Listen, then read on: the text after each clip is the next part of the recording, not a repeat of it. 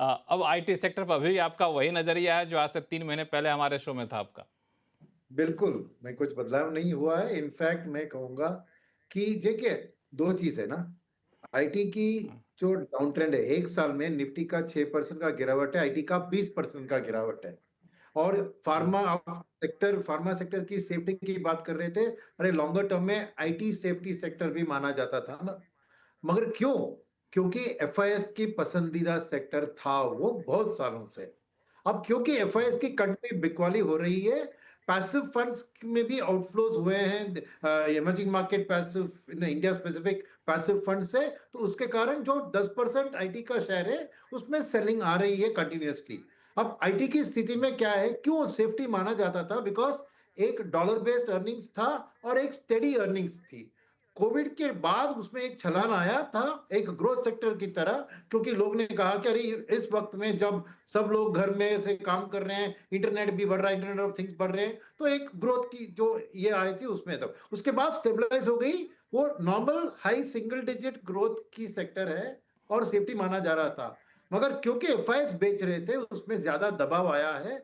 Second, ये AI का डर और ये जीसीसी की कॉम्पिटिशन का दर, ये सब आके एक सेंटिमेंटली उसको अफेक्ट किया है। मगर जैसे अभी अरुण जी कह रहे थे, 3% का डिप्रिसिएशन रुपये में हुआ है, किसको बेनिफिट होगा? आईटी सेक्टर को होगा। आज की गिरावट ज्यादा हुई उसका स्पेसिफिक कारण था एक्सेंचर के रिजल्ट में उन्होंने थोड़ी नरमी दिखाई।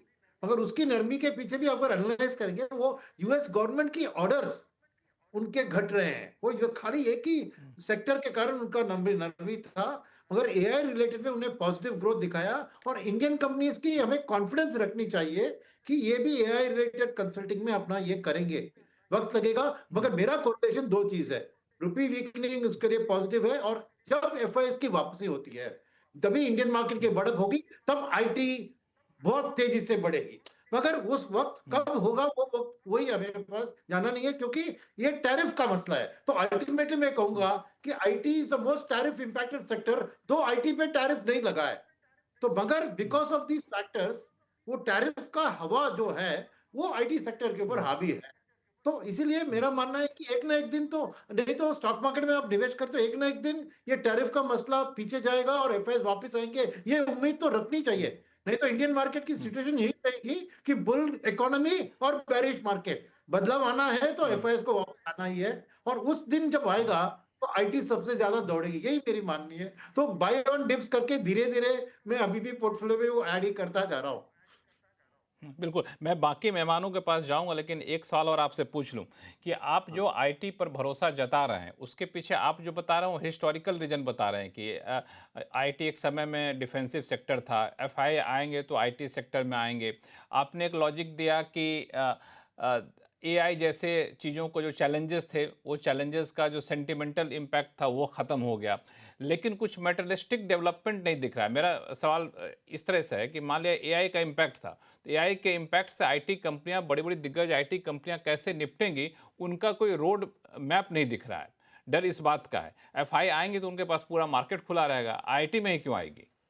कि देखिए, फर्स्ट थिंग इज हमारे आईटी कंपनीज के पास क्या स्ट्रेंथ है, भयंकर कैश बैलेंस है।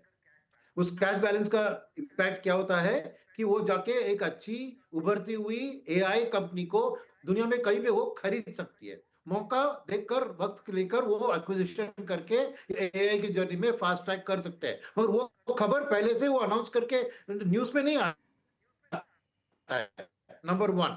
और नंबर टू बात है कि अभी भी मैं आईटी की में कह रहा हूं, डिविडेंड यील्ड के तौर पर it is a very good safe sector. Safety कब आता है? डिविडेंड यील्ड पर 3 से 4% डिविडेंड यील्ड है आईटी स्टॉक्स में।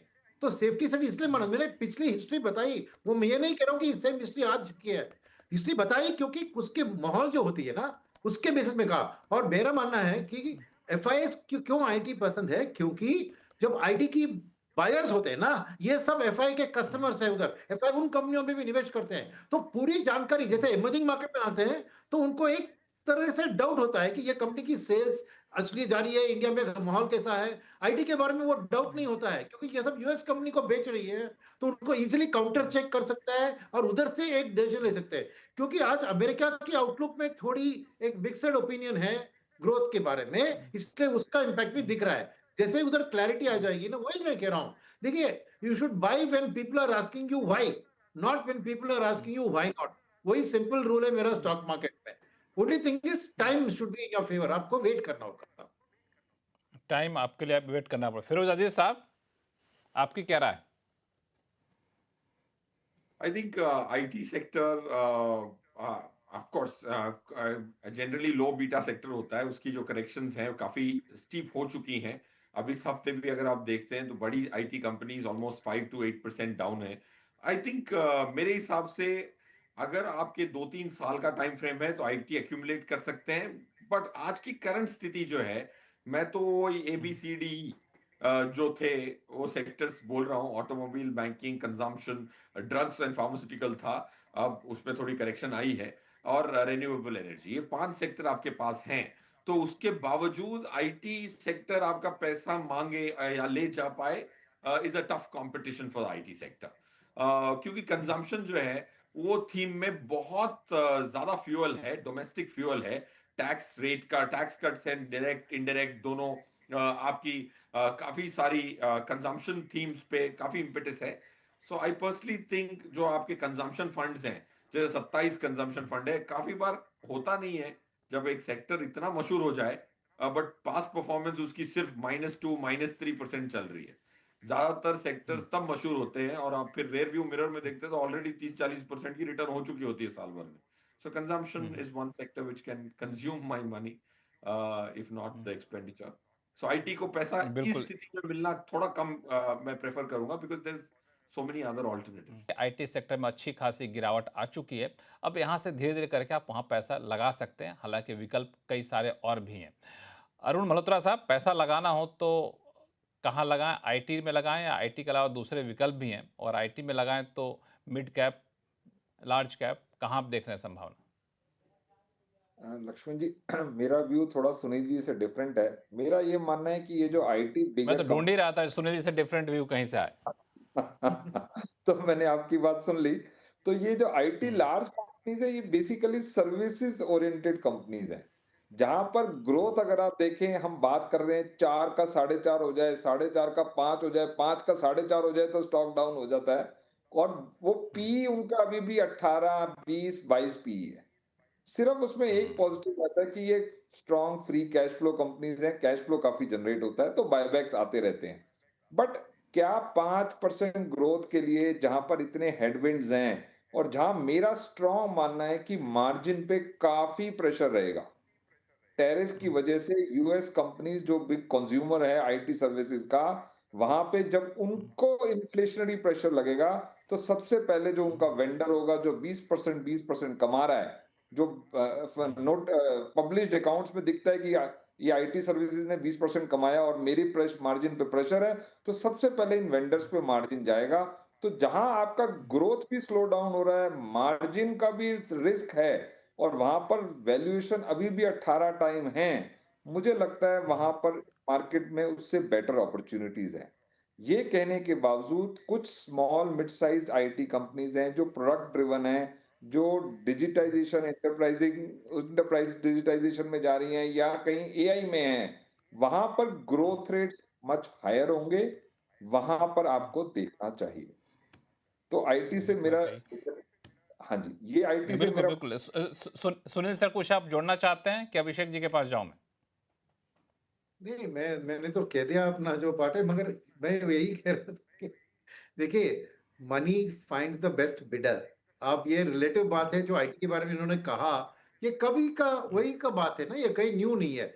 मगर जस्ट एक बात है, जब रिसेशन स्लोडाउन आती है तो कॉस्ट सेविंग करने के लिए आईटी का बिजनेस एक्चुअली बढ़ता है। आप हिस्टोरिकली जाके देखिए बायर्स की तरफ, क्योंकि आईटी एक बिग कॉस्ट सेविंग होता है, एआई रिलेटेड कंसल्टिंग से कॉस्ट सेविंग होता है यूजर इंडस्ट्रीज को, इसलिए आईसीटी पे आईटी पे खर्चा करते हैं। तो मेरा ये भी कोरिलेशन मैंने देखा है कि जब स्लोडाउन ये वो जो आती है, वो अपना आईटी में ज्यादा करके अपना कॉस्ट सेविंग कंसल्टिंग से करने की कोशिश भी करते हैं। ठीक। मगर ठीक। अरुण जी जो कह रहे हैं ठीक है, उनकी बात भी ले लेते हैं, मगर मैंने जब कहा वो मेरा व्यू तो मैंने बता दिया। ठीक है। उसमें अभिषेक अग्रवाल साहब, आपका व्यू आईटी पे?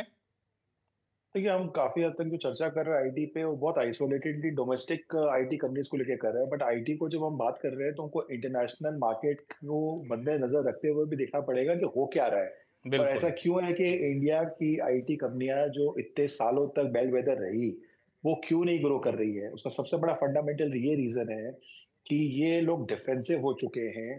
दे are not aggressive, they are not doing acquisition, cash लेके आप बैठे हो, कैश कमोडिटी है। जब मार्केट में मुझे अगर कोई इन्वेस्टमेंट करनी है, तब मैं देखूंगा मार्केट कैप टू कैश का रेशियो क्या चल रहा है। वो एक मेरे एंट्री पॉइंट डिटरमाइन करने के लिए है, but that doesn't mean that I will jump to a IT sector because of that. Now सबसे बड़ी चीज मैं आपको बताता हूँ, हम बार बार डिस्कस ही नहीं कर रहे, वो निवेदिया है। निवेदिया की मार्केट कैप आपको मालूम है अभी फिलहाल क्या है? $4 ट्रिलियन। पूरे देश हमारा जो है वो $4.2 ट्रिलियन का है। उतना तो उसका मार्केट कैप है।